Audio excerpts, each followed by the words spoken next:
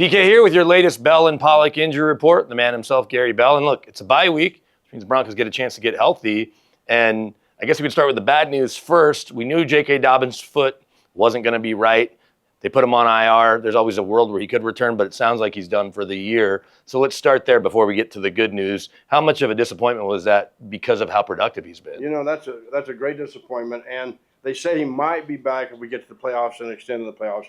But, you know, it's foot surgery. It's hard to recover from foot surgery. You need rest and time. And so that's something that PS2 has gotten, obviously, with his pec strain. He had said a few weeks ago on the radio that he was 46%. I think that was just letting people know he wasn't going to be playing until he was ready. But now with the extra time, it looks like he can be back. Alex Singleton, obviously, the testicular cancer diagnosis and the procedure that went along with that. Looks like he could be back. Jonah Ellis dealing with the hamstring. We know that those linger, but that means they're getting healthy at the right time. You know, they are getting healthy, and those guys might be back. But Jonah Ellis is the one that concerns me.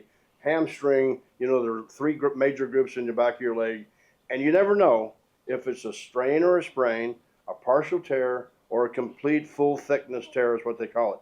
They just call it a hamstring injury. So all that depends on his recovery time.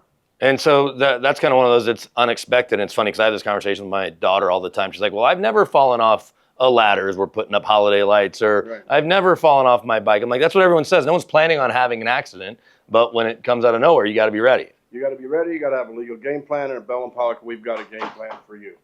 Absolutely. So check them out online at championsofthepeople.com. Give them a call, 303-795-5900. But again, the easiest way, it's hard to forget. You are champions of the people for a reason. Championsofthepeople.com. He's Gary Bell. I'm Brandon Cristal with your latest Bell and Pollock injury report here at Gorilla Sports.